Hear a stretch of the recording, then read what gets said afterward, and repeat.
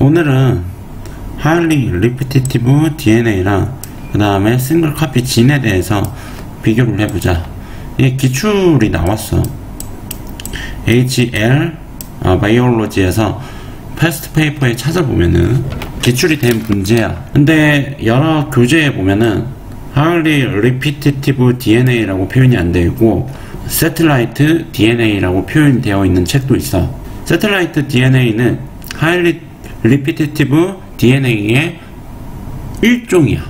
그래서 비슷하다고 보고 이해를 하면 된다.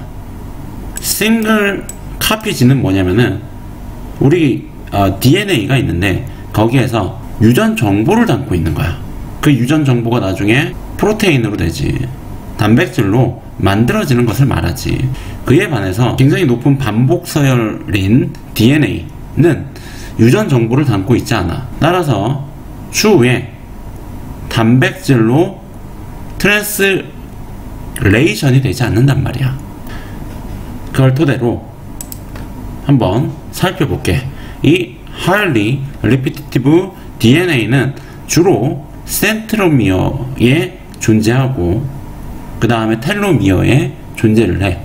그에 반해서 이 싱글 카피지는 그 외 부분에 존재를 한단 말이야. 그래서 크로모좀을 가져왔어.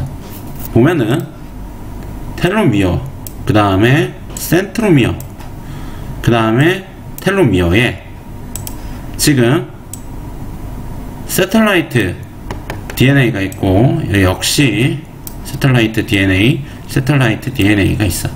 이 세텔라이트 DNA는 일종의 리피티티브 DNA의 종류야. 그렇게 생각하면 된단 말이야. 그래서 이런데 자 반복 서열이 된 DNA가 있다는 거야. 그렇다면은 도대체 반복적인 서열이라는 게 무엇일까? 한번 살펴보도록 할게. 자, 살펴봐봐. 같아, 그 다음에 또 같아, 계속적으로 반복이 된다. 그래서 이거를 짧은 텐덤 리피트라고 한다. 그래서 short에 s와 그리고 t와 r을 붙여가지고 str이라고 불러. 짧은 반복 서열이 계속적으로 이루어지고 있지. 이거를 리피티티브의 일종이라고 부른단 말이야. 그런데 사람마다 이 반복되는 숫자가 다르다. 게놈 1은 8개의 반복이 됐고, 그리고 게놈 3는 9개의 반복이 됐다고 나와 있네. 사람마다 반복이 달라. 그러면은 어떤 역할을 하냐면은 흡사, 핑거프린터랑 흡사한 성격을 가질 수가 있어.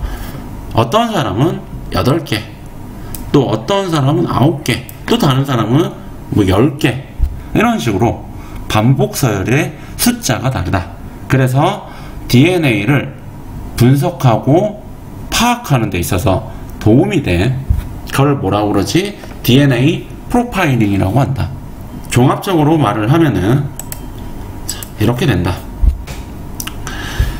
DNA 중에 싱글 카피 진이 있고 리피티티브 DNA가 있다.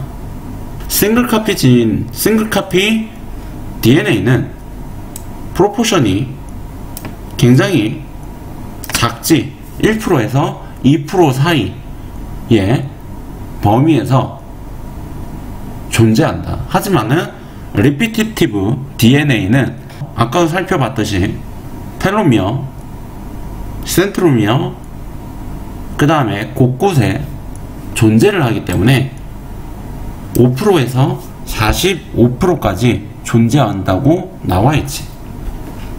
그 다음에 레이트 오브 뮤테이션인데, 싱글 카피진에는 우리의 유전 정보가 들어있기 때문에 거기에 뮤테이션이 일어나면은 사람이 태어나지 못하거나 아니면은 정상적으로 태어나지 못한다.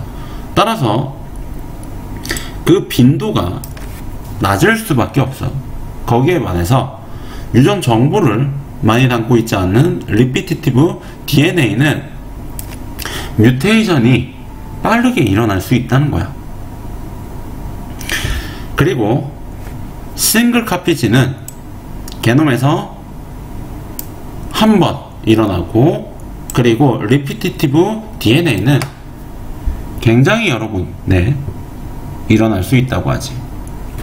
그리고 펑션이다, 기능인데 프로테인을 만든다. 하지만은 리피티티브 DNA는 트랜스레이트를 하지 않는다는 거야. 다시 말하면은 싱글 카피지는 트랜스크립트를 하고 트랜스레이션을 한다는 거야. 하지만은 리피티티브 DNA는 트랜스크립트도 안 하고 트랜스레이트도 하지 않는다고 보면 된다. 아이덴티피케이션을 보면은 프로파일링, DNA 프로파일링에 사용되지 않아. 왜? 비슷한 어떤 그런 성격을 가지고 있기 때문이야. 하지만은 리피티티브 DNA는 반복 서열의 숫자가 개인마다 다르기 때문에 프로파일링에 사용한다고 봐. 그리고 랭스가 나온다.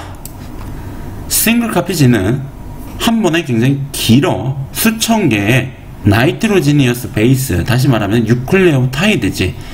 유클레오타이드가 한 번에 수천 개가 모인 것을 말해. 하지만은 리피티티브 DNA는 300개 정도 또는 그 이하의 반복적인 서열이라고 하지. 그래서 STR이라고 부르지. 그리고 대표적인 예로 엑손이 있고 인트론이 있다. mRNA에 보면은 유전 정보가 담겨 있어서 우리가 필요로 하는 것을 엑손이라고 하고, 그 다음에 필요 없는 것을 인트론이라고 한다. 그거를 스플라이스 하지. 왜? 필요 없으니까 자른다는 거야. 그렇게 해서 엑손만 모아서 만드는 것을 포스트 트랜스크립셔널 모디피케이션이라고 한다. 그거는 RNA 파트에서, 특히 트랜스크립션 파트에서 배우고 왔어야 되는 거지. 그런데 DNA 프로파일링이 뭐냐 한번 살펴볼게. 사람마다 고유의 STR을 가지고 있다. STR이 몇 번 반복되는지 다르다는 소리야. 이 아저씨는 7번, 그 다음 아줌마는 4번, 안경을 쓰지 않은 아저씨는 12번이 됐네. 그리고 여기에도 STR2가 숫자가 다르지. 그렇게 해서 뭐를 이용해? 일렉트로4 같은 전기 영동을 이용한단 말이야. 전기 영동을 이용하면은 여기 STR 이런 데를 리스트릭션 엔자임으로 자르게 돼. 자르면은 이거는 뭐가 되지? DNA 프래그먼트가 된다. 이 자른 것을 일렉트로4에 넣어주면은 크기에 따라서 위치가 결정이 된다.